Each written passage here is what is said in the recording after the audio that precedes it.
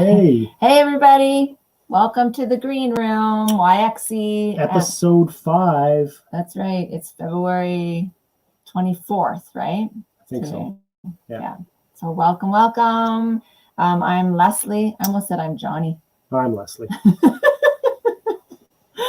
I'm Leslie. I'm Johnny. This guy's Johnny. And we've got a great show for you. And we just are hoping that we are not too glitchy, because for some reason we were earlier. For some reason, you can get pictures of Mars, but you can't do live streaming chat from your family. So hopefully it'll stay nice and smooth. So music, the first thing we usually talk about is just what's going on. We got a couple of guests coming up, but we just kind of do a little bit of talking about what's going on in the music business locally and internationally. Yeah. And so first up is Bruce Springsteen. Bruce Springsteen. He got the charges were dropped. They were dropped, yeah. Because honestly, like, I don't know even where they came up with the charge, like the DUI charge and the reckless driving charge, because apparently he did the whole, like, whatever, you blow into the breathalyzer thing. He was 0.02, which was way below what the legal limit is. So I don't know what happened there or what was going on, but anyway. The story that I heard from unreliable sources would be that he was riding his motorcycle through a state park and he pulled over and some fans found him and he did a shot of tequila or something like that while he was on his motorcycle. Yeah. And the cops saw this or something. Yeah, exactly. I don't know if that's true. I don't know why they would. So anyway, but he's good. He's fine, and they are dropped. The other thing that's going on is, the Saskatchewan Max shows that were pulled for a few artists that did the shows because they didn't have the masks on. I don't know who complained. I don't know what was going on there, but they pulled those shows. Yeah, apparently viewers called in and complained that the artists weren't wearing masks, as if it's not hard enough already for artists. But they were complying, right? They did everything they were told to do. They thought they were doing what they were supposed to be doing. Yeah, exactly. So that's a total bummer, and hopefully they'll be able to air it soon, right? Like coming up when. Hey, like those kind of shows when people can call up and complain. They know who the artists are. The artists should know who they are. I don't know. It's like your driver's license. Your license plate should be your phone number. So if someone cuts you off, you can call them and say, "Hey." Right. I don't know. I don't know about that. Then people probably wouldn't make any comments, I bet. Yeah, well, that might be the way it should go. The world's so crazy with polarized opinions right now. I know. It's true. But anyways, they'll be able to play those shows, I'm sure, coming up, and they'll be awesome to see. Daft Punk called it quits. Again? Are we supposed to believe that? Is this the first time? I don't know. I'm not sure. How does that affect you? I don't know. I don't want to say. Right, it's always sad when bands break up and 30 years together, though. Yeah, exactly. So they hadn't made an album. They hadn't made an album for a long time. Yeah. Done a lot of collabs. Yeah. No, exactly. That's true. And the other thing that was local, which is totally worth mentioning, which is awesome. University of Saskatchewan alumna. Is that alumna? Either that's a typo or it's a new kind of alumni. I don't know. Lori Blondo has been named one of the winners of the prestigious Governor General's Visual and Media Arts Award. So that's awesome. Wow, congrats. That's massive. Yeah. So yay. So let's get to what we have to get to here. What we want to get to is the guests. Tonight on our show, we have two guests. We have a Saskatchewan country artist. He's a singer, songwriter, and he's had songs on the national charts like Passenger Seat, South of the City, FM Dial, and A Little Bit of Sunshine. And his current single, Middle of a Country Song, is out now. We will be talking with Alex Runions later on the show. But first up, we have our first guest. We're so excited because he's a really close friend and a dear friend of ours. This is, I want to read something from FYI magazine that perfectly summed up part of the arc of this man's career. And so it says here, back in the early 90s, Lowest of the Low seemed far ahead of their time in terms of adding true song craftsmanship to a post-punk template. Now with Jimmy and the Moon, which is 2017, the Stephen Stanley Band fully embodies that approach while adding to the legacy of his past accomplishments. Sorry, I almost forgot that last word. Also, he has in 2020 released a Live in Germany album that is now, and he's also now the host of a radio show called Northern Wish on Muskoka Radio.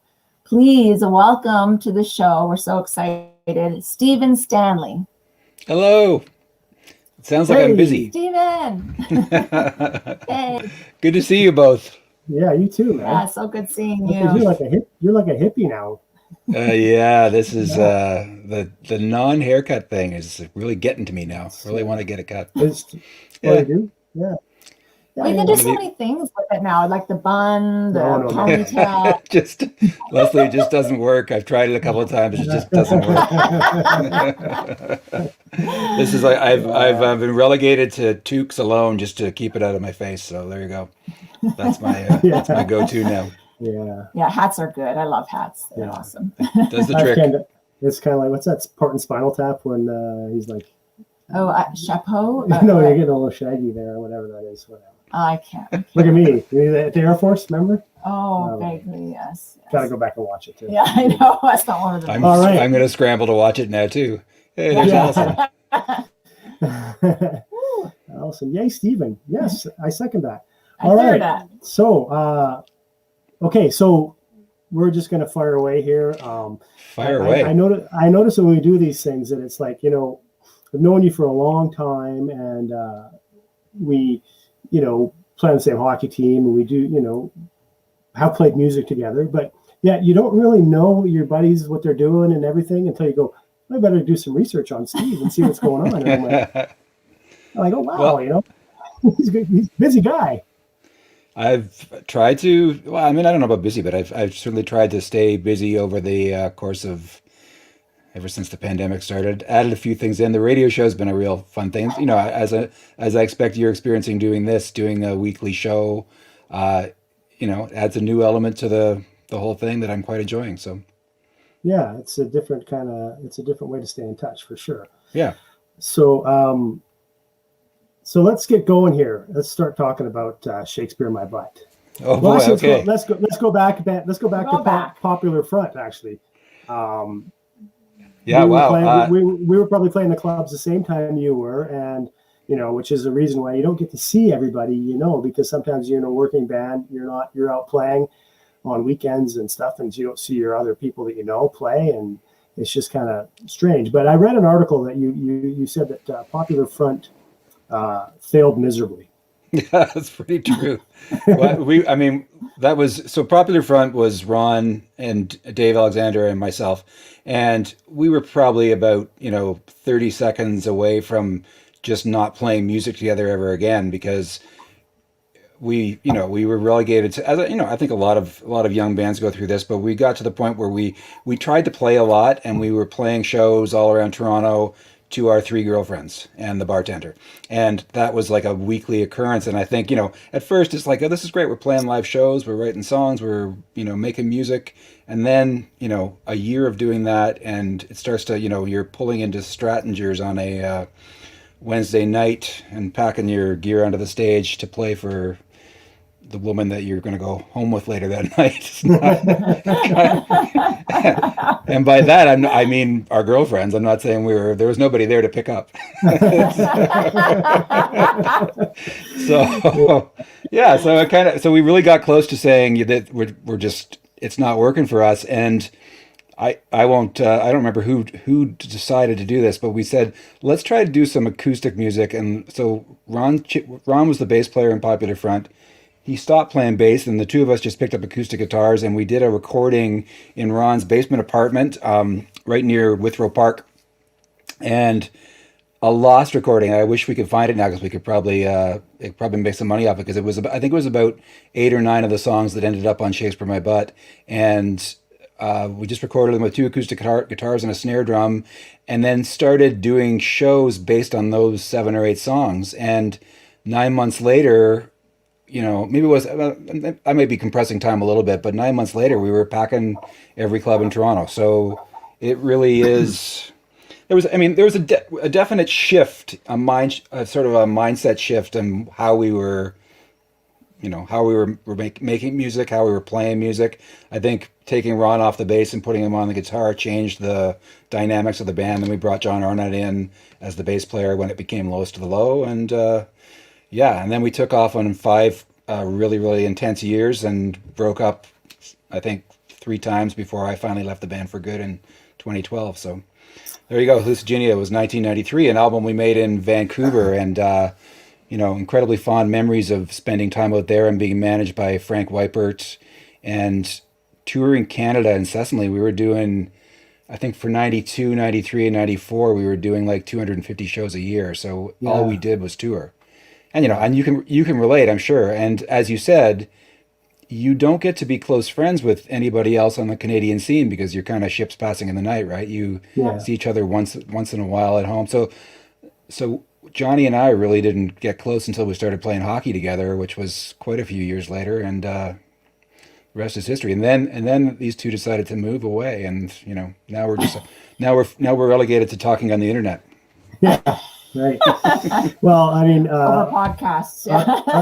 our producer is getting a little happy with the pictures there. I appreciate that, Ian. But we're going back to talk about Shakespeare in My Butt a little bit more here, because Les and I listened to that album several times this week. We hadn't heard it for a while, and it's just like, it was like at a time in Toronto there was no getting away from the Lowest of the Low. It's like the songs were on the radio. You guys were everywhere, and it's funny when you say that. Like 9 months later, things just exploded. It's like things going viral nowadays. I guess you could say that's the word they would use, but same sort of thing happened for Pursuit of Happiness. We put out a video at just before Christmas. Everybody went back west for the holidays and came back, and then all of a sudden we're like packing clubs because of the $750 video. So like CFNY was a big champion. We talk about that radio station a lot because it was really important to us as a source for information and new music, and just the fact that they played local bands and gave so many Toronto acts a leg up and a start. And I know for you guys, it was the same thing, that it beamed into Buffalo, and Buffalo audiences were just hungry for Canadian acts that they'd heard on CFNY and The Planet and stuff like that. Well, I think, correct me if I'm wrong, but I think at that point, CFNY was the main source of music for, people our age in Buffalo, and yeah, really, and I think Ron and the guys still go down to Buffalo and play shows. It's funny. I was just watching a video, Johnny and Leslie, of Lowest of the Low. It was the first show that Dylan Parker played on bass, and we were playing. It's the Waterfront show in Buffalo, and you guys were playing with us. And I've got entire footage of your entire show. I'll have to give that to you sometime. Yeah, it's pretty cool. The reason that I was trying to find some video of my daughters and pulled out, the mini DV player, and so it's stuff I haven't looked at in ages. And there you are, playing a full set on the Buffalo Waterfront to a huge crowd.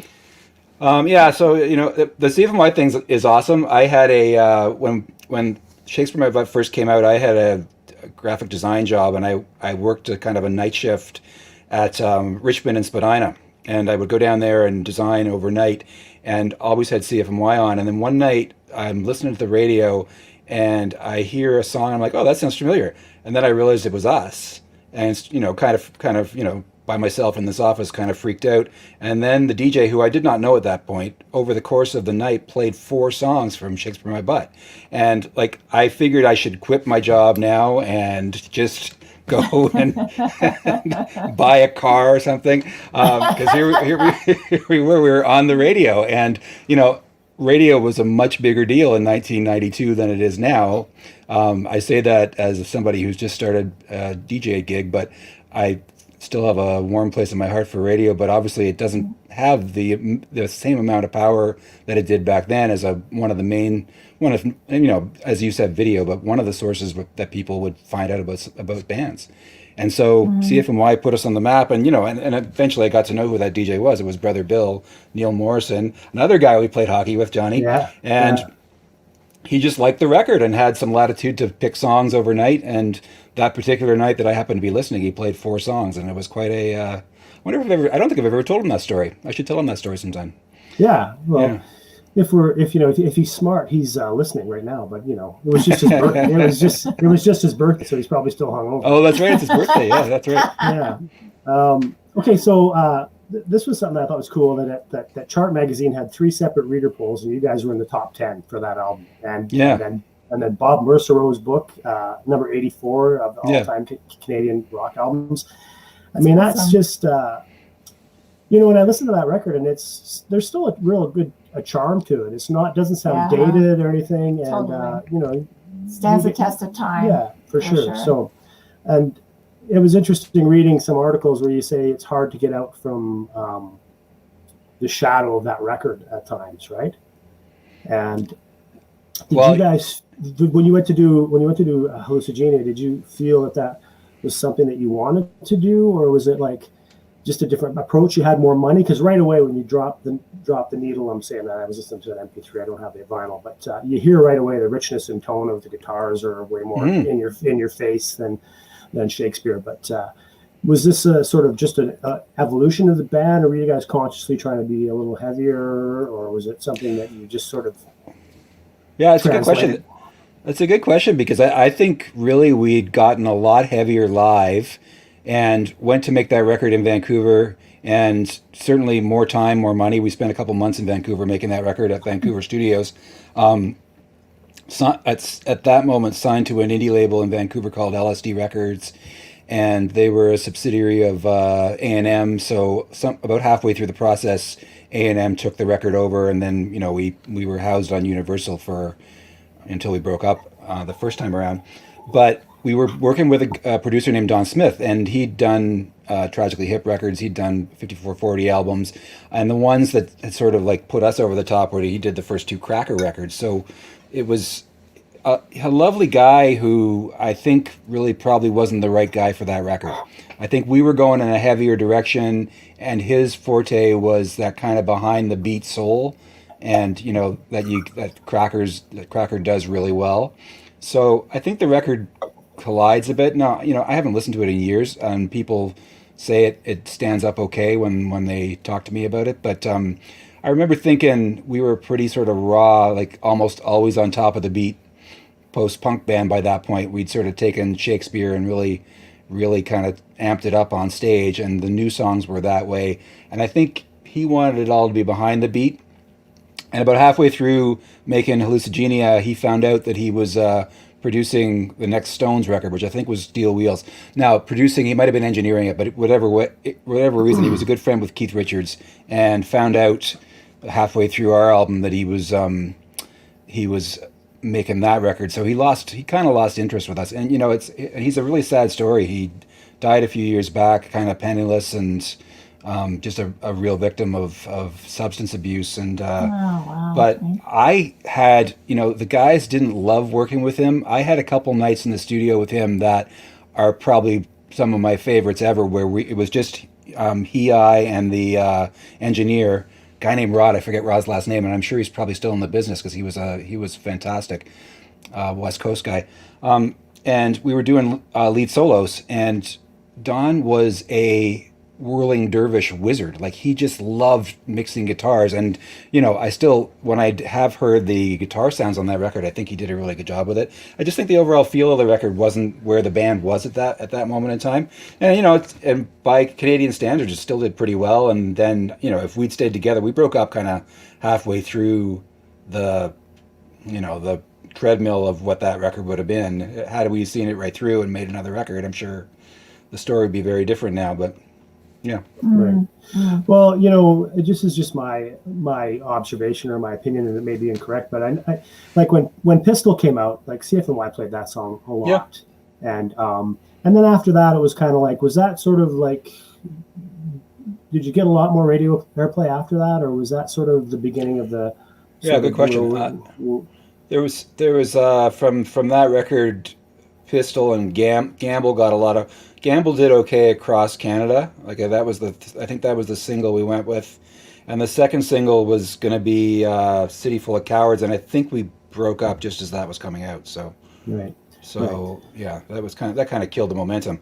I mean, everything that band did, we did by playing live though. I mean, like the first we didn't do videos. We didn't have a lot of exposure on much music. So we built the audience playing live, like, you know, from starting in small clubs along Bloor Street in Toronto, and, you know, then eventually we were doing weekends at Lee's Palace and the Horseshoe, and then bigger and beyond, you know, doing shows at Ontario Place, and but it really did happen fairly organically.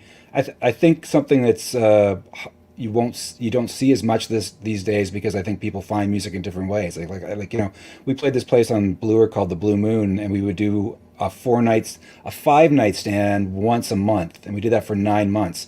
And every night was packed, and every night was just people that happened to pop in to see what band was playing, and they became fans eventually. It wasn't like we had to do any work to pack the room, except play well. Yeah, that's the best way to build. Is that organic and playing live. That's what everybody was from our generation was always taught. Just get out there and play for people. Exactly, and that's one thing that I think that you know, now that I'm like sort of the elder statesman. And looking great doing it, I might add. Like, holy cow!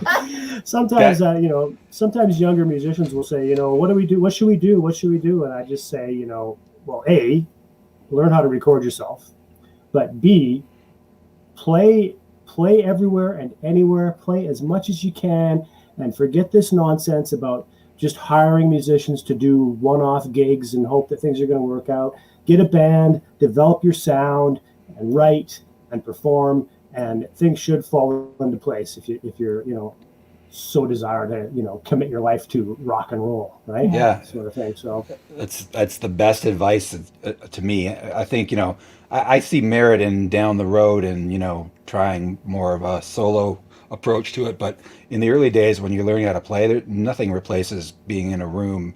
And, you know, like I said, we did 250 shows a year. If we weren't playing, we were recording or we were jamming. We jammed a lot. We had a Johnny McLeod space down on Queen Street West. We were there all the time. And it's that, I mean, you know, being a good band, and you know, that's obviously a relative statement, but I think we were a good live band. It didn't happen because we were lucky. It happened because we worked hard at it. And then, you know, we all for that period of time, we loved being together and we loved being on stage together, and there was a good chemistry, but it doesn't happen by accident. It doesn't happen just by, you know, you show up one day and you're good. It just, you gotta for sure. The harder you work, the luckier you get, right? Yeah.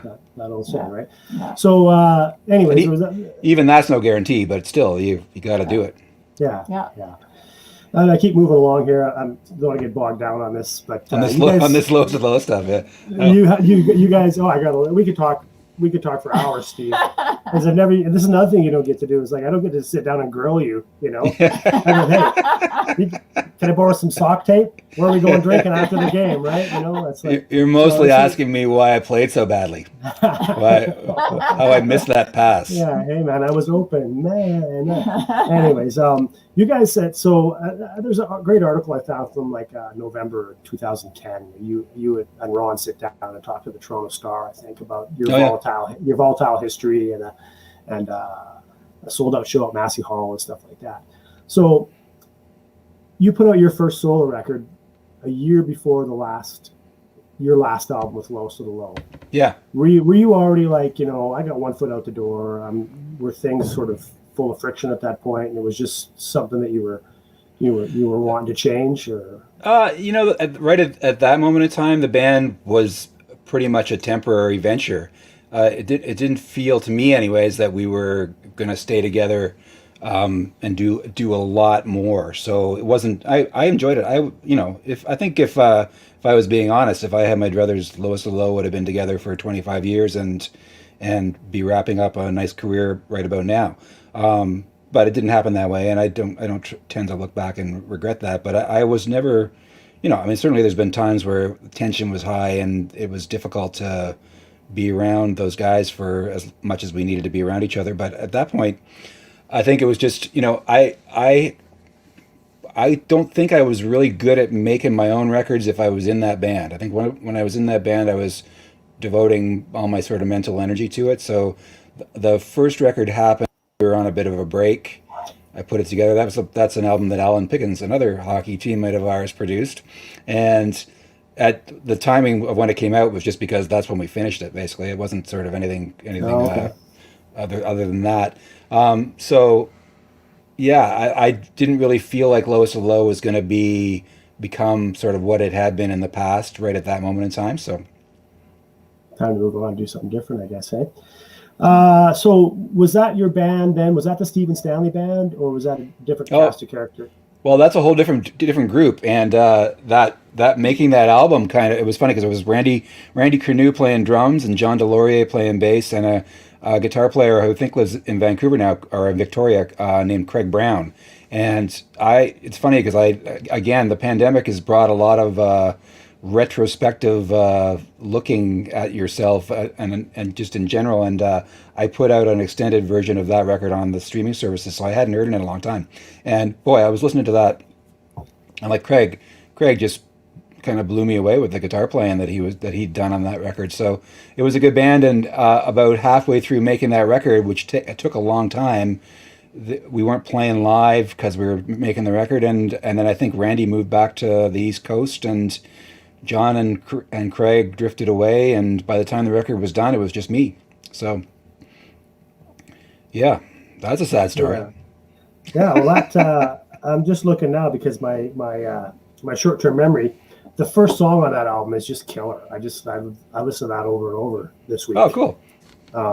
Yeah, it's really cool. So then you take some time, and I know you did a project called Too Many Sisters. Right, with Carla Reneel, who, Yeah. and again, that's like, I just kind of like, wander around on the musical landscape. Like, we had a great sort of playing relationship, and I was, when we started that project, I was wanting to work with a violin player and found out pretty quickly that she was a really good singer. So started writing songs that she could sing, and we did that record. And then her partner, her husband, is a comedy writer and got a really good gig in LA. So they moved to LA. So any plans to do anything else kind of didn't seem like it would work out to do it from a distance, just from a touring point of view at the level that I'm at. So we didn't do anything else. And it was after that there was another kick at the can with Lowest of the Low, and then I started just working on my own stuff. Yeah. Okay, yeah. So the last Lowest of the Low album, I read a review today in Exclaim magazine, and I was like, man, that magazine's so harsh. Sordid Fiction? Yeah. Yeah, that was a really harsh review. Yeah. I remember it. It's funny. I'm like, who are these people?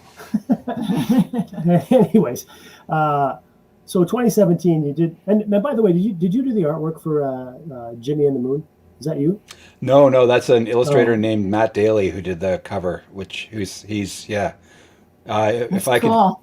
could illustrate that well, I wouldn't be a musician. I'd be an illustrator. Well, Yeah, he's one of my favorites and a friend of mine, and yeah, I love his work. Yeah, well, I've seen your stuff too, and it's always good too. So don't put yourself down too much. Well, thank you. I'm not an illustrator though. I'm more of a graphic designer, but I'm not an illustrator. But yeah, I appreciate that. Thank you. Yeah. So in listening to in listening to Jimmy and the Moon, I kind of to myself, I think, this is kind of like Steve's early days.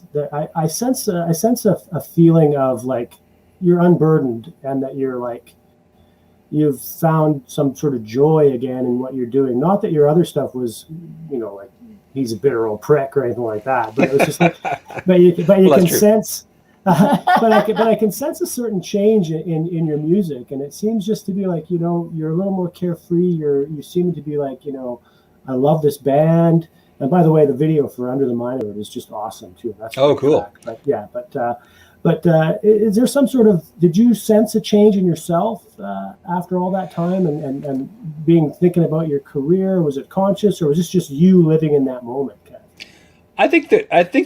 I view the world in a sense of like I kind of won the lottery, and that making that record really felt that way to me. I was out of a band that had been quite successful, and now had found some sort of new legs to write my own music, and I found myself with that I had a lot to say.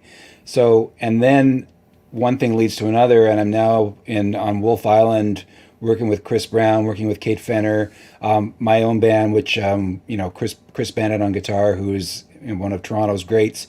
Chris Rellinger on the bass is maybe more of a silent partner, but probably one of the great bass players I played with for sure.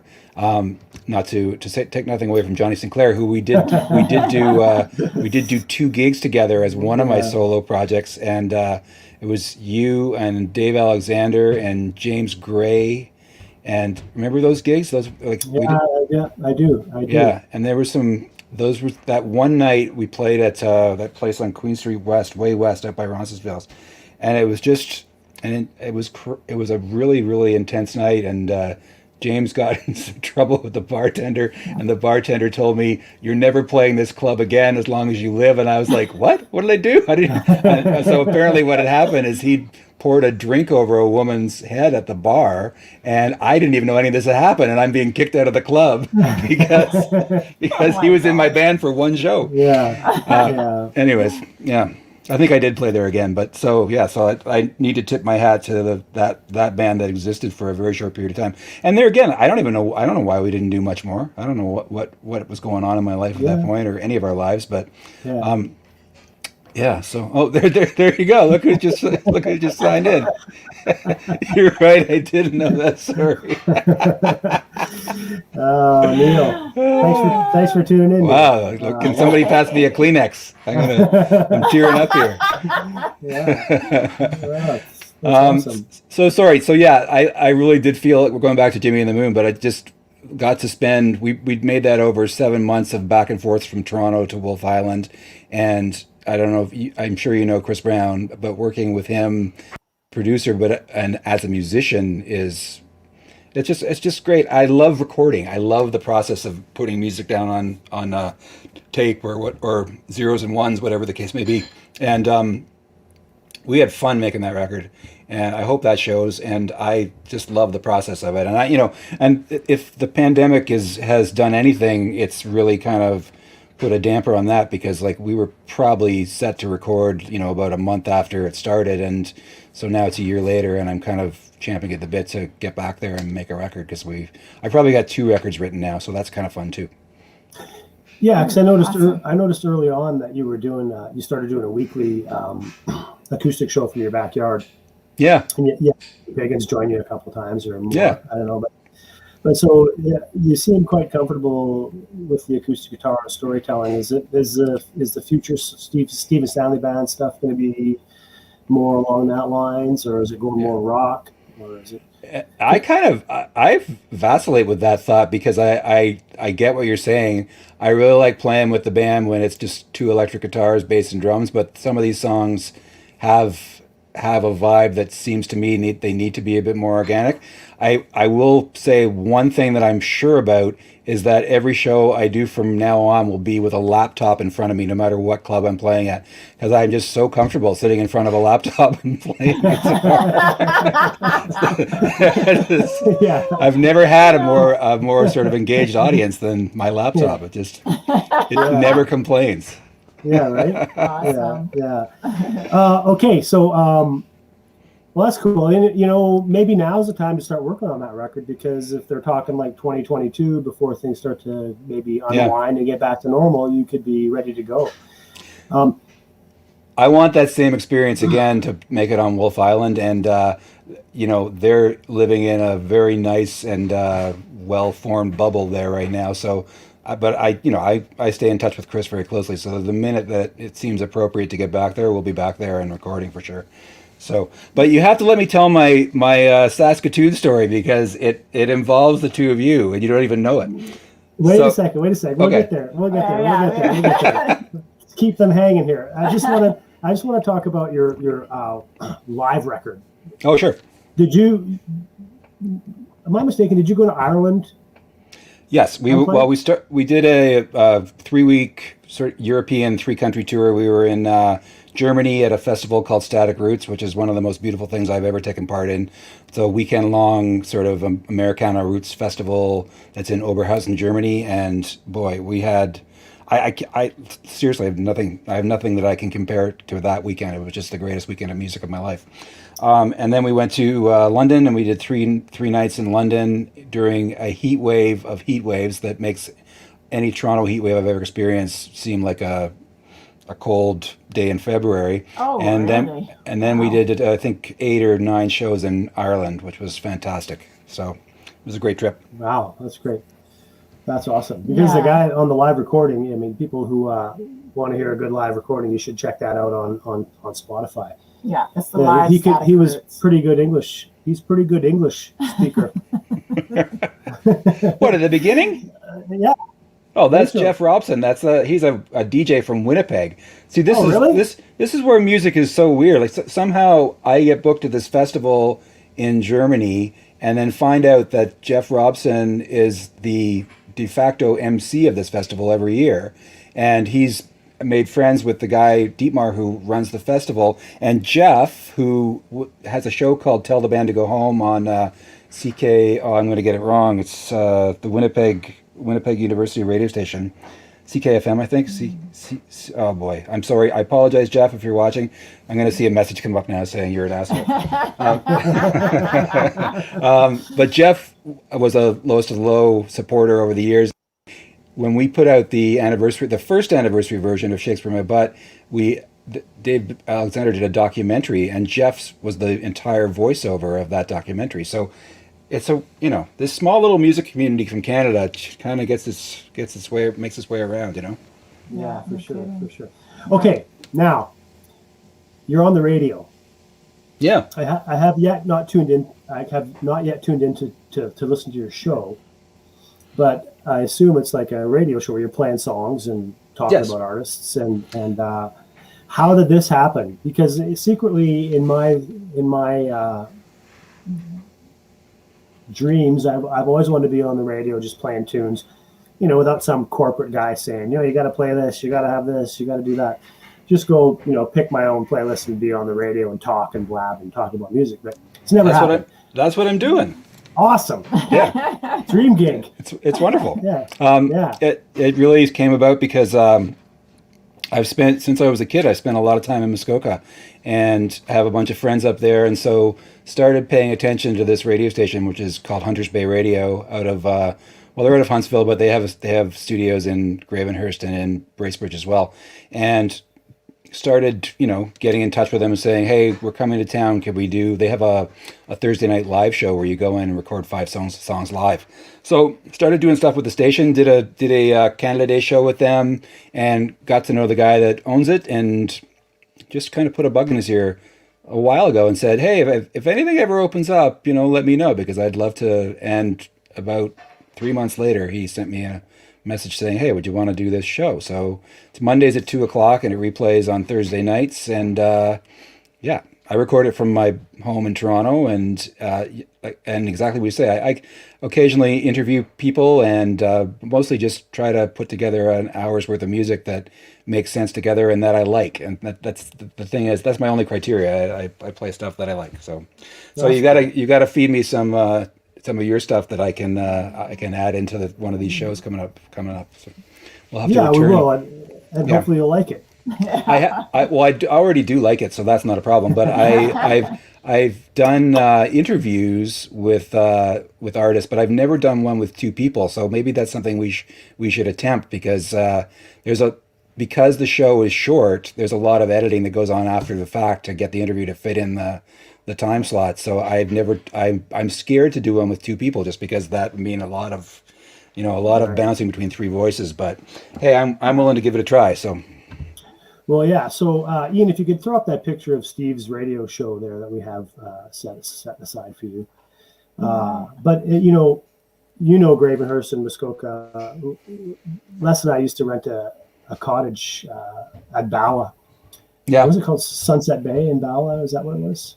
Oh, We used to go up there yeah, for several years. We'd rent 2 weeks. That was our summer vacation. And there's not it's just a beautiful place to be in the summertime for sure. It's awesome. It is the best. I worked up there for 5 years when I was very young, and made some friends that I'd lost touch with for a long time, and then kind of got reacquainted, mostly because they'd become fans of Lowest of the Low over the years. And so now I have this group of incredibly close friends that I try to see as much as I can. So it means getting up there as much as I can, which is never a bad thing.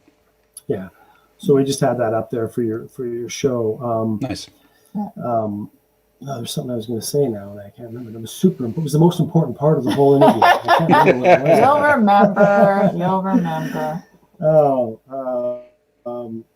Well, okay. So, let us have it. Your story. The story. Okay, so we always wrap up by asking what's your memorable Saskatoon moment. Well, as you probably know, and as I'm sure is the case for you, back in the day, we spent a ton of time in Saskatchewan, both in Regina and Saskatoon, and had, from the earlier days, the first time we went out there, we were opening for the Jazz Butcher, and we did a 15-date Canada tour and landed in both those cities. And then on the way home, after the Jazz Butcher flew back to England, we did our own shows and basically packed places on the way back. So I have a long history, and without any sort of hyperbole, the shows in Saskatchewan on both those legs were the best. Like, the audiences were so lovely, and we made friends, and we loved hanging out there. But the very first time we were in Saskatoon, we went to the Saskatoon Art Gallery, and for whatever reason, it was amazing. There was a Frida Kahlo exhibit on, and we basically spent the day before the show wandering around looking at this exhibit, and it was just amazing that this was happening there, something that hadn't come near Toronto, and here we are in Saskatoon getting to see some of the best art in the world, some of the best art in history. And we spent probably 3-4 hours in the gallery wandering around, and at the end we're kind of at the front desk where you're leaving, and the woman who had sold us the tickets comes running from the outside, and she goes, "Don't go! I have to get your autograph. My daughter needs to have your autograph." And I turned to her and I said, just out of interest, who do you think we are? And she said, "You're the Pursuit of Happiness." So I signed my John Sinclair and off I went. Because I knew with our first tour out west, I knew there was no chance that she had a clue who we actually were. So she thought it was Mo Berg. So there you go. There you go. Oh, that's funny. That was a good one. That's a good awesome story. Yeah. Ian, if you could just throw up that hockey picture. Yeah, you can't go without. We can't go without the morning star here tonight. So there you go. Deer in the headlights hockey. Yeah, there's the haircut I want now. Right. You have to take that to your hairdresser. I just want to say that the blue line hammer, the line from the card, the blue line hammer was Bob Neely's nickname when he played for the Leafs, and he lived in the apartment building for 2 years while he was a Leaf. He lived in the apartment building that I lived in Thorncliffe. And on Sunday mornings, we'd always go down and knock on his door, and inevitably a woman would answer the door. I don't think it was always usually a different woman. And Bob had no interest in talking to kids after a big game on a hockey night in Canada the night before. But that was the coolest moment of my life, seeing Bob Neely coming into the building every day. Yeah. So I stole his nickname. Yeah. There we go. Allison put the. Thanks. Don't tell Jeff, Allison. Yeah. All right. Well, this has been absolutely a pleasure, Steve. It's been awesome. We love hearing your songs about Toronto, and keep telling stories. And I wish you all the success in the future, and hopefully get back playing real soon, like all of us want to. Yeah. I know it's a little more stringent for you back in Toronto than we are here. Yeah. But I just I feel for you, because I know.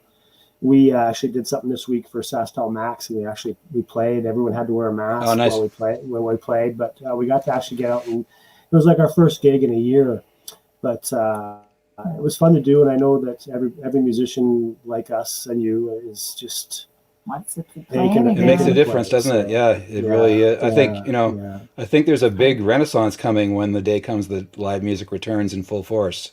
So yeah, Totally. for sure. Yeah, For sure. yeah, sure. I mean we got to wait a bit more, but it's okay. We're gonna get there. We'll You get bet, there for You sure. bet. Yeah. Thanks Well, so thank much you. for coming on this show. Oh, my pleasure. Steve. Thanks for having me. What a fun Yeah. time Yeah. talking to you two again. Yeah. Yeah. for this All is right. good. Well, So, enjoy okay. the rest, and we'll talk soon. You bet, man. Take care. Okay. Thanks, Steve. Yeah. Okay. Well, Wow. that was a joy. That was an absolute pleasure. Yeah, it was awesome. You guys have been buddies, good buddies Well, for you know, so long. you know, there's something to be said about, you know, stinky hockey bags, which you can see from that hockey card. It's a turn off. So I don't think my bag stinks that much, but you know. Well, I don't know. I disagree completely.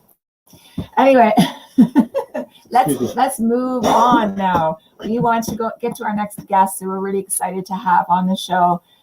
He has won the 2016 Saskatchewan Country Music Association Fans Choice Entertainer of the Year Award and Male Vocalist of the Year Award. He's performed at Big Valley Jamboree, the Grey Cup, and the CCMA Awards Week Songwriters Series. He's from Kipling, Saskatchewan, and they raised a billboard in his honor, and he now calls Saskatoon his home. So please welcome to the Green Room YXE, Alex Runions. Alex. Hello. Can you guys hear me okay? There he is. Alex. There's me. Hi. What Hey. a nice introduction. And I was listening to the interview, the kind of the last 15-20 minutes of that, and that was great. It looks like you guys had a fun time.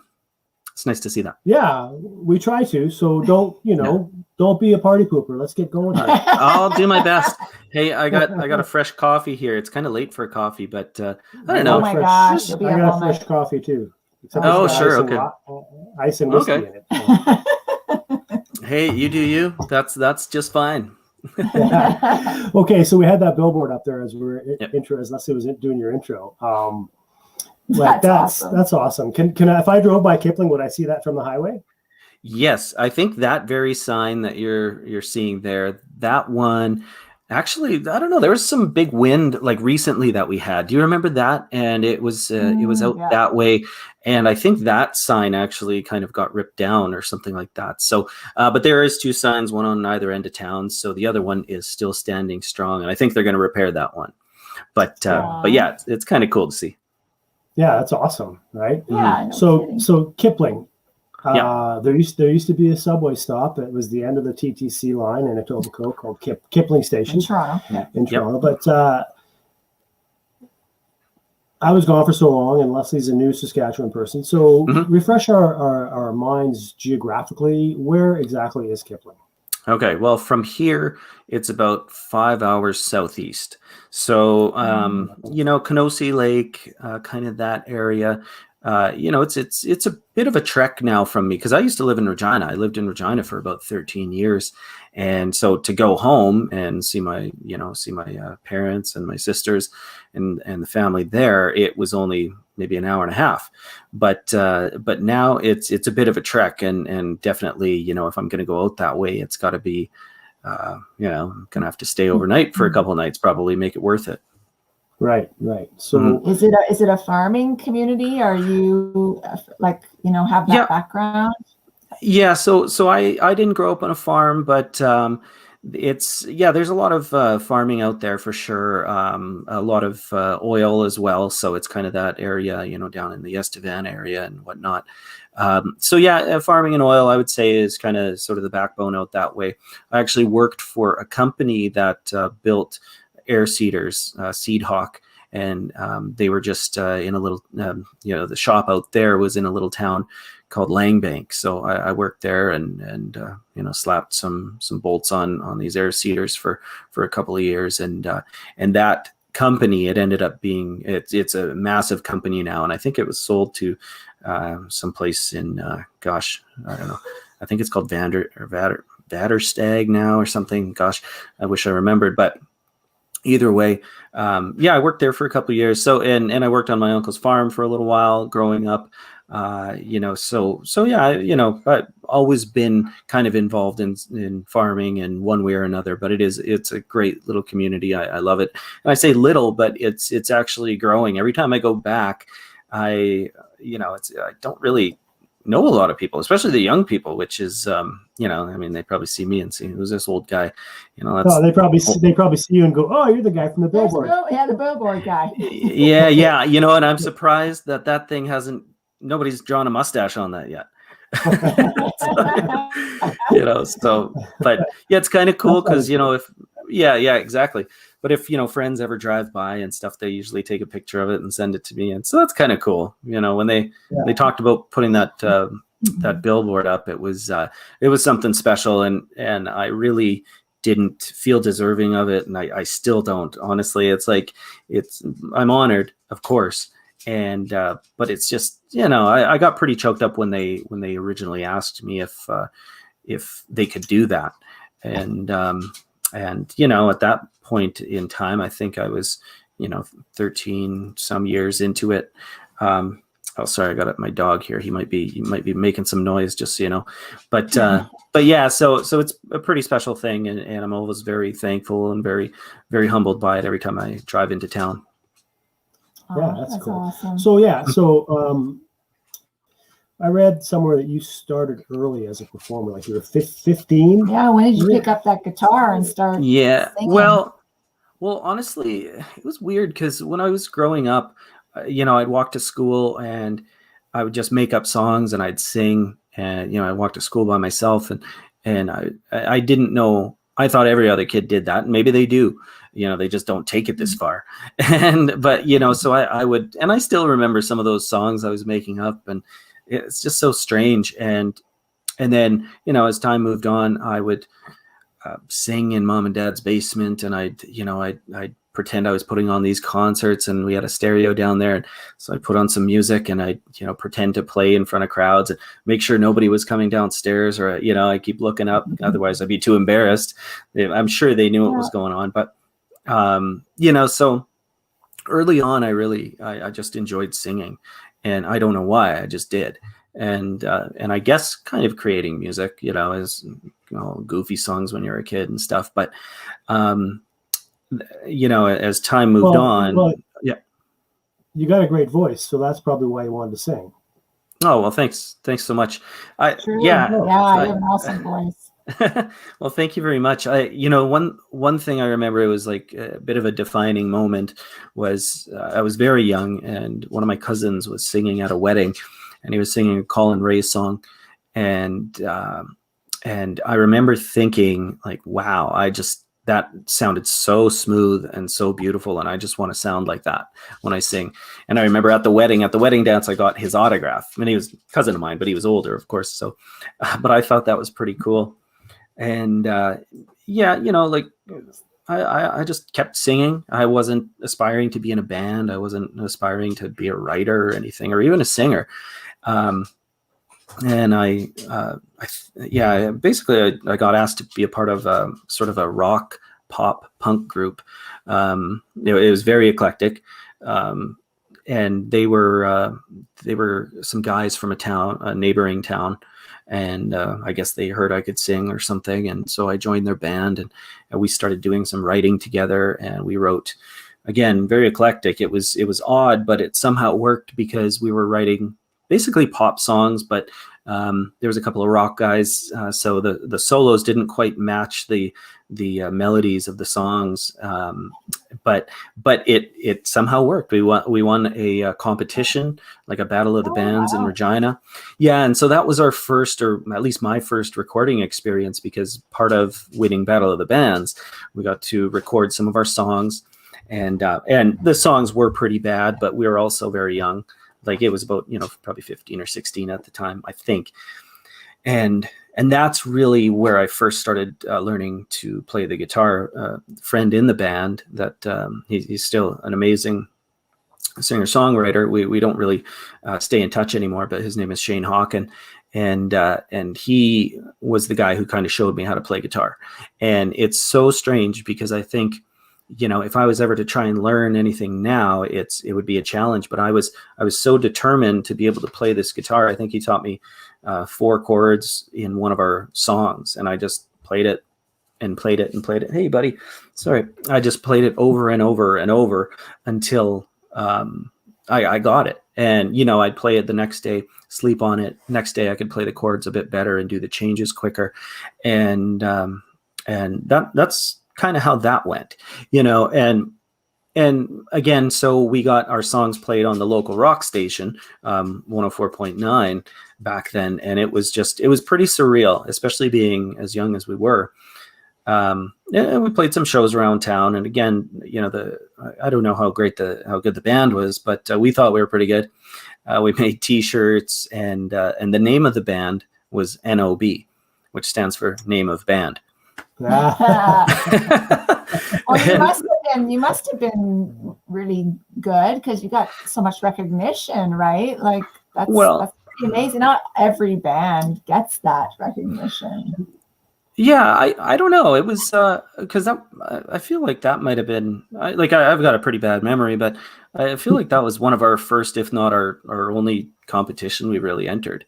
So it was kind of neat to experience that. And I think after something like that, you really, you really kind of get the bug for it. So after that happened, sorry, I'm kind of giving you the whole story. You just asked me when I started.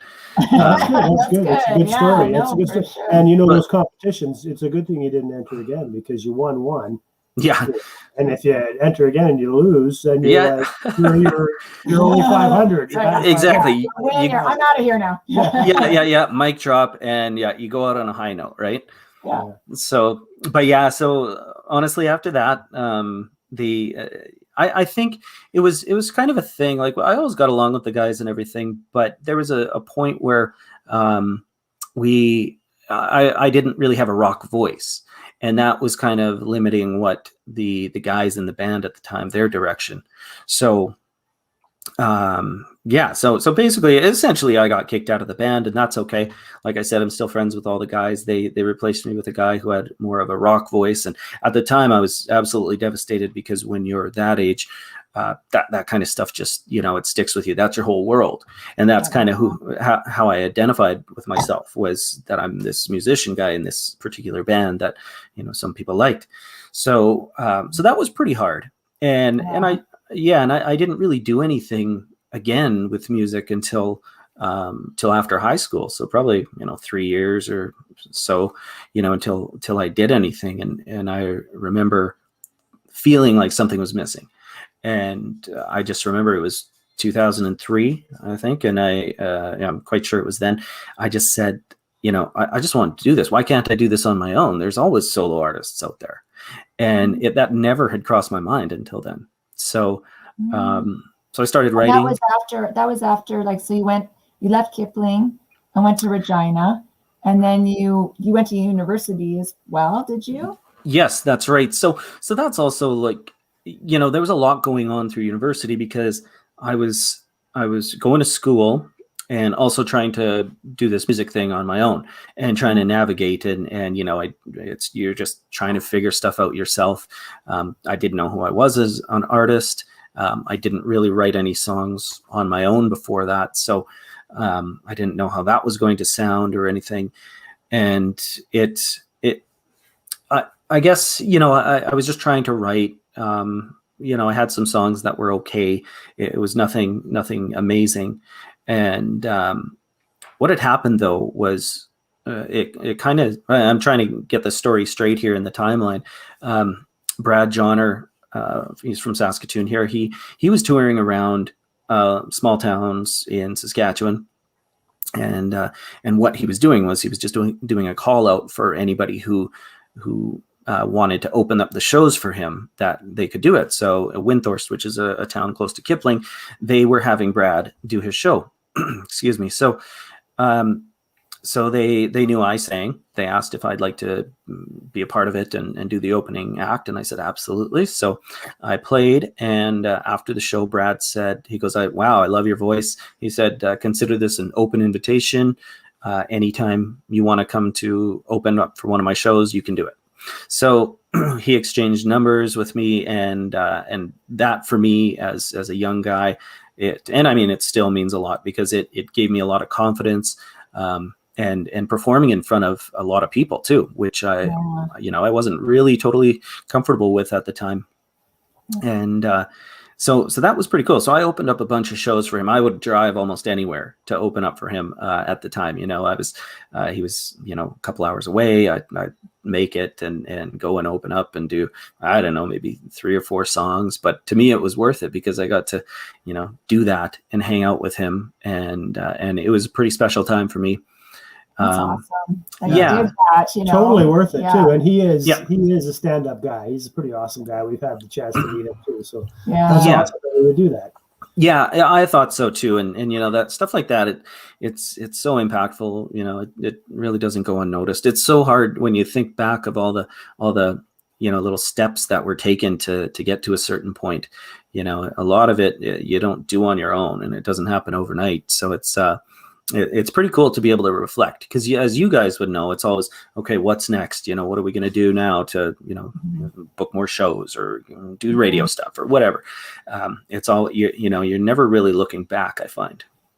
Yeah, it's true. Yeah, absolutely. So this was a question I was going to ask you, but you kind of, you talked about it already with winning that contest and getting your band on the radio, and Stephen Stanley mentioned it earlier about hearing his song their song for the first time on the radio, and but your first solo, like solo, Alex Runions. So, do you remember where you were, what you were doing, and hearing your first song that's just saying it's Alex Runions, Yeah, I honestly don't. I remember the first time hearing my song recorded. That was a very special moment. I got choked up. I actually didn't think that would happen. It didn't happen with the stuff when I was early on, but this song I wrote, it was called The Open Road. And I just remembered it was like, it was the first song I was writing on my own. And I was still living with my folks at the time, and I had the window open. It was a nice spring morning, and I just wrote a song about, hitting the highway and just, kind of throwing caution to the wind.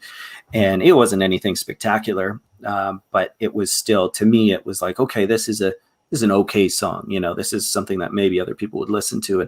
And sure enough, it got a bit of radio play, hardly any, but Cal Gratnett, he was in Estevan at the time, and he's been a supporter since the very beginning, and he was spinning it in Estevan. So that would have been the first time I ever heard my song on the radio. I don't recall the feeling, but I do recall in the studio that feeling of just, again, I was just choked up. I couldn't believe that it just, hearing it come to life, that was something special. And I didn't think it would hit me like that, but I'll never forget that. Yeah.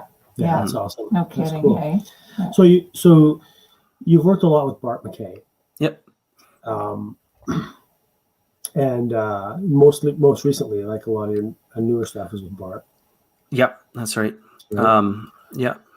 He's awesome. So your current song in the middle of a country song, right? That was done with Bart as well. Well, actually, that one, it's kind of a interesting story with that one, because I was working with, I wrote it about 5 years ago, and I was working with Chris Gaffney. He's from Winnipeg. I don't know if you know the band Orphan. He was part of them. They were a rock band. Okay. So Chris, he'd worked with some big artists for a number of years. I had a management deal at the time in Nashville, and a publishing deal as well. And I was working with Chris. He was kind of doing this artist development thing. So I came to Chris with this idea of middle of a country song, and I kind of had this melody for the chorus, maybe it was in the air, and so we sat down. He liked the idea. He brought in another friend, Keith McPherson, and I was playing in Winnipeg during the Grey Cup at the time, and so it worked out really well. I sat down on one of our off nights, and we wrote this song together, and it was kind of cool because we wrote it sort of as if it was a Tom Petty song, which might sound weird, but we were sort of like, well, I picked you up, trying to, kind of like sitting there like that. And so it can translate either way as sort of this fast song or kind of this groovy song, which I actually like, almost like playing an acoustic a little bit more, to be honest, for that reason. But anyway, so we were, so we finished writing the song, and then Chris had a studio, and so we laid the track down, and I loved what he did. He came up with the arrangement of everything, kind of having this marching beat in the back, which was very unique, and that's why this song is quite unique compared to other stuff I've recorded. And so basically what had happened was we pitched this song out, and it got a lot of traction. My manager in Nashville, she was pitching songs to other artists, and Dustin Lynch, he's a big artist in Nashville, and Rascal Flatts, they both expressed interest in the song. So we were pretty excited.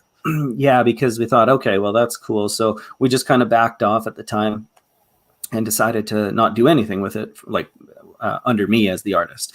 We'd wait to see if one of those two would record it. So, and that never happened. And then 5 years later, here we are, it's released. But before releasing it, I took it to the studio I was working with in Calgary, MCC. And because I wanted it to sort of have that same feel or that same sound as the other singles. I wanted to make sure that, if all these singles go onto an album together, that there's some cohesion and they make sense together. So essentially, Chris came up with the arrangement, did some of the producing, sent the tracks over to Johnny Gasparic at MCC, and Johnny kind of did his little magic to it, and now that's the song that you're hearing. So yeah, this song is one that I worked with the guys in Calgary at MCC. Cool. Well, That's congratulations! awesome. It sounds great. It sounds awesome. Now, Thanks so much. mostly you've just done singles. There's no Alex Runions album. Now, do you feel that maybe somewhere in your future there's the Alex Runions singer-songwriter troubadour album inside you that is not necessarily full of singles, but just full of great songs that tell a story more about who you are and what you want to say? Yeah, absolutely. Did I talk to you about this before? Because that's bang on. That's exactly what I'm working on right now. Is an album. It's just a singer-songwriter album. It's not. Lately I've been releasing, or not lately, but the last 15 years has been focused on sort of a pop country vibe, and that's sort of what I wrote. I've been writing forever, but I always had these kind of sad songs. I like writing love songs, but recently what I've done is I went back to some songs that I was writing and I was working on my own, and there was a lot of deep and dark stuff. I think a lot of times it was maybe even a call for help that I didn't realize. I drank a lot, and it's kind of odd for me to talk about. I don't really talk about it too often, especially now. This is just really the first time, but it wasn't a thing where I woke up and I was looking for a drink or anything. It was just when I drank, it was just kind of a thing where I wasn't living in the moment. I wasn't experiencing these shows that I'd worked so hard to play. So yeah. I think a lot of these songs I'm working on right now are songs that are, I was trying to say something at the time but it didn't fit me as an artist, and it really, it didn't really work at the time because it wasn't a song about driving a truck and having a girlfriend. So these songs are they're turning out to be pretty special. I've been working on a lot of these songs in an album idea, but it's going to be a lot different than the last group. So in a way, I almost feel like I'm reinventing myself, but I'm definitely looking at it as a positive. I think it's exciting. It's really exciting that you're saying this. Like, well, thank you. I just feel like, oh my gosh, like, you're a really great writer, and Well, just to know that you're coming into something where you're, like Johnny said, like you're really going to be speaking kind of your voice, and it's like, wow, like I'm excited to hear that. Yeah, I think it's thank you. it's a, you know, everybody wants to be on the radio and everybody wants to be heard, but there are people who make albums that don't have singles that are just as popular as artists who have songs on the radio. Totally. And you know what I always find is the B-side tracks are the ones I love the most on most albums. So it's, you know, and those are the ones that really tell the true story. It's, you know, it's not necessarily, and I like a catchy melody. You know, I'm proud of most of the work I've done, not all, but it's, yeah, this one I'm excited for. I don't want to rush it, but I do want to rush it. Do you know that feeling? Yeah, I just, totally. you want to get it right, but you know, but you're excited to hear it yourself. You want to do it. Just do it.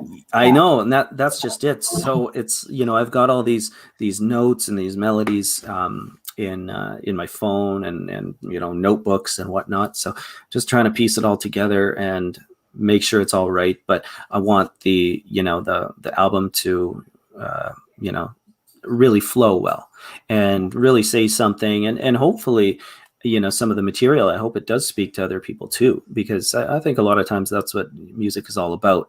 You know, it's really connecting with an audience and saying something that, you know, somebody else wants to say, they just don't know how to do it. And for me, I think a lot of times that's, you know, I'm really an introvert.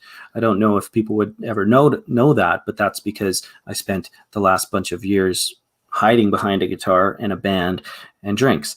So it was easy for me to put on more of a persona that maybe wasn't totally true to myself, you know, for sure, some of it, but not all of it. So so I'm excited for kind of this new chapter, and like I said, sort of reinventing myself.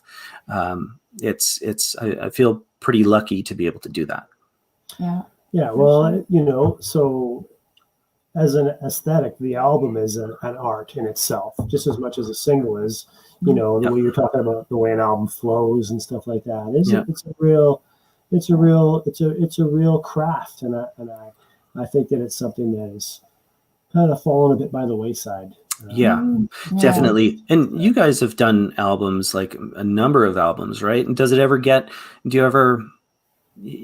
you know, tired of that, or do you always have something new, or does it feel fresh each time to you? Absolutely. Yeah, totally feels fresh. Absolutely. Yeah. And you know, you have a song, and you got the song, and you got the melody and the lyrics, and you're playing the song, and then you go and record it, and quite often it turns out different than you thought it was going to be by the time it comes out of the studio. And that's the thing where you think, like, going into making an album, sometimes the song that you think is your favorite gets usurped by something else that might have been just kind of lingering in the background. Yeah, it's amazing. Magic happens. That is the song. You go, wow, that song just turned out so much better than I'd ever dreamed. Because the song speaks, right? All on its own. It's got a life of its own, and you're just kind of like, okay, yeah, this I think sounds right. Yeah, okay, we'll do this. We'll do that. It's like you're not even really knowing what the heck's going on. So it's got a life of its own, and then you hear it and you go like, oh, I didn't know it was that. That's what it is. That's what it is. That's why it was here. Right? And that's cool, you know, how music can surprise you that way. You know, that's such a cool process. Right. Well, that's when, you know, there's just things that happen, and it is magic. It's just that moment where things just click, and it's like that's magic. That worked out so great. Yeah.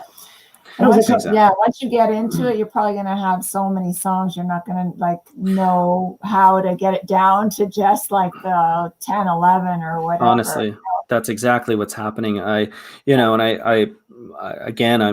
writing a lot, doing a lot of co-writing. It's basically these old songs I'm bringing back, you know, a couple years old, and it's, you know, writing with other writers and stuff. And I just wanted a different pair of eyes and ears on these songs. But you know what? Yeah, there's so many songs to sift through. I've been planning this whole thing, the album title, what the feel of it's going to be, the artwork, everything, and I haven't even begun. That's the thing. I haven't put any. And you know what though? And once you push record, all that can change in a heartbeat. Yeah. Oh. You can go, this is it. And you do that, Yeah, right? And exactly. you go in and you go, okay, this album's going to have 10 songs on it. So let's record 15. And Yeah. it's okay, we'll put out 13. Yeah, Yeah. They're like your children. You're just like, Yeah. I can't leave that one off. Yeah. Yeah, exactly. Anyway, so I just got to tell you this story here that a good friend of mine went to Country Thunder. I guess did it happen last year or was it the year before? Was it the year before you played? You played? Was it the year before? Yeah, I think so. Year before. And he says to me, yeah, I saw this guy named Alex Runions. Do you know who he is? And I go, yeah, I know Alex. And he goes, yeah, he was awesome. He played all this 90s country, and it was just the best night. So, you're doing something there. People are talking about you. Right? Oh, thanks. Yeah. You just got it in your blood. That's all there is to it. Well, thanks, and I know you guys do too. The thing about the '90s country, I'll just make a quick comment about that. Is that I grew up on that, and it's just kind of I don't know. It just comes easy, I guess. And all the guys in the band, they all grew up listening to '90s country as well. So it's fun for me. Some people kind of find it hokey, and we've been playing bars for a long time. And I realized that the last time we played the bar, which was almost a year ago to this date, it might even be a year ago to this date. We were playing our usual set, so it's a lot of '90s country and whatnot. And we finished the song, and how are you guys doing? You kind of do the canned stuff that people respond to, and they all just kind of turned around and looked, and they're like, why is this guy talking to us? So I thought, okay, we're no longer resonating with this crowd. We're just playing their dad's music, so so I thought after that, I don't know if I really need to be playing bars anymore. Right. Well, so let's just quickly, the SCMA awards are coming up this year again. Now, I excuse me, but I don't know, are you nominated this year for anything? No, I'm no, I did get a nomination for Male Artist of the Year, but I respectfully declined because I just didn't feel like it was a very good year for me. And and anybody who let their name stand, that I think that's totally fine. And there's a lot more deserving people out there than me this year, so I just decided to step back. But you know what? I guess we do have a nomination, the three of us, along with Lane Shields, for a song that we wrote. So I guess, yeah. That's right. That's right, too. So there you go. there you go. So, but in 2016, you won Male Vocalist and Fans' Choice. Yep, that's right. Double fisting it right there. Look at you. Yeah, I can't believe that. That's, how surprised I was at that, and I still am. It's because there were so many years of being nominated and never winning, and it's not all about winning, but man, I hated disappointing my parents, and they're not like, they've been big supporters and everything, but year over year, they drove me to singing competitions and this and that, and they've always helped me. And so when I won, I kind of felt like, okay, well, this is a little bit of payback for all that they've done. And I mean, I was very happy to win. And I don't even remember what I said in the speeches, but I'm sure it was just a bunch of mumbling and mumbo jumbo. And I did get a little bit choked up just because, well, I don't know, I'm kind of an emotional guy, and I think there's nothing wrong with that. So it was just after all those years of, again, like I said, being nominated and working really hard. It's not easy. And, it was just nice to be recognized by peers, and, a little bit of recognition never hurts. Yeah, well, it's a great community, and I think that's how we first met, is through the SCMA. Yeah, absolutely. So it's a great way to network and meet other artists, and I'm thankful that we met you. But now, currently, the pandemic. Yep. How are you doing? I know you've been playing some acoustic shows, and you got something booked with JJ in Regina in March. Yep, that's right. But it's really slowed everybody down. And I guess for you, in the sense of being writing songs and planning that recording and future Alex Runions album. You heard it here first tonight, people. Yeah, actually, you did. Alex Runions is working on a full-length album. Yeah. He's currently writing songs. Yeah. So we got that to look forward to. But you know, you got to miss it. It's tough. Oh, right? yeah. You know, it's weird. It's like I'm trying to find the positives, but it really is tough. As you guys know, you guys are always playing, or you were until the pandemic hit, and it was looking like it was going to be a busy 2020 for me. So I was excited, but yeah, it all just kind of came to a screeching halt, and yeah, I miss it. I will say, it's so weird because all of a sudden you have all this spare time on your weekends or through the week, where usually you're working something to radio or you're rehearsing or you're, you're writing and or playing, and all that was just kind of gone. So, we tried to make the best of it and fill our time, and we started Erin, my fiance, she's been gardening forever, and she's a singer-songwriter as well. So I got more into gardening, and we built some planters and working in the backyard a lot. So, that's right. I even gave you some seeds to help you with your garden. That's right. You did. Right. And thank you for that. So yeah. And yeah, it was a good garden. So, but yeah, so we're, so we did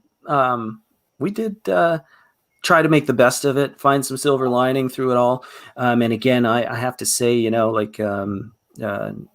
drinking anymore, the decision was made during the pandemic, and I think it's one of the best things I've done. And that's another thing I feel like I've sort of got a second chance in reinventing myself. And so that's, I feel thankful for that. So yeah, so, some good, I guess, has come out of it. But it's been tough. Let me just say here. So now, as we wind her down here, so you're a farming community guy from way down south. Yeah. And your fiance's from kind of a little bit way north. Yeah, absolutely. So what's the big difference from North Saskatchewan to South Saskatchewan? Music community wise, or just in general? Oh, in general. People in Saskatchewan are people from Saskatchewan, but yeah, I gotta think you get down, are you down where it starts to get a little browner, a little more of the scorched earth, Saskatchewan, and up north is a little more greener and lush? Honestly, that's probably about the biggest difference. Right. If you head out to the farm where Erin's from, the winter might last a little bit longer. It might be just slightly cooler. And then my folks in Kipling, they're saying, oh, actually the weather's quite nice here already. So that is probably the biggest difference, I'd say, throughout across the province. So yeah, other than that, it's Saskatchewan. So it's pretty much the same other than that. Same crew. So you grow up, you Kipling, you leave, you go to Regina, you get your education, and then you fall in love, move to Saskatoon, or was it move to Saskatoon, fall in love? I think fall in love, then move to Saskatoon. It was pretty tough. I will say, because I had a tough time letting go of Regina, because I'd built a life there, and I bought my first house there, and my band is from there. Almost all of my friends are there. It was tough to move to a new city at my age and make friends. And you guys were a couple of the first people to welcome me in, and I always appreciate that. And I think we connected through music and everything. So it's been a little bit tough to make friends, but I got some good friends here now, and still have all my old friends back home. So there's it's not that far. It's a bonus. Yeah, absolutely. Yeah, all right. Sure. So big difference, Regina, Saskatoon. What do you guys say? The bridges, Saskatoon is quite a beautiful city. man, I don't want to get in this because, but Regina always will have a special place in my heart. Lots of great people in Regina for sure. Yeah, absolutely. In the music community there, that's another thing is that it just felt so tight, the music community there.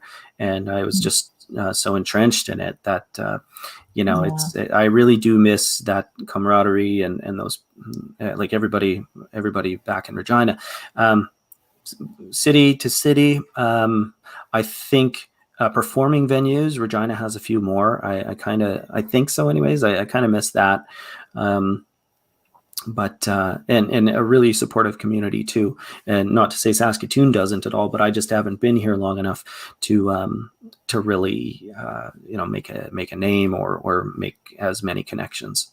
Yeah. Well, we understand how you feel. Like coming from Toronto. Well, sure. To here, we knew the music community, although it did change a lot, towards the end. But coming here, actually, it was different for us because, I think that we did fall into that. Like the SCMA community was so supportive. And not to say that the Toronto music scene isn't supportive, but it's just, I guess maybe because it's more vast there. Oh, sure. Yeah. A little more cutthroat. I don't know. I don't want to say anything too, because there's still, positive things about them. People are still supportive there, of course, but here it just seemed way more kind of just instantly welcoming. Oh, that's good for us, which was really nice.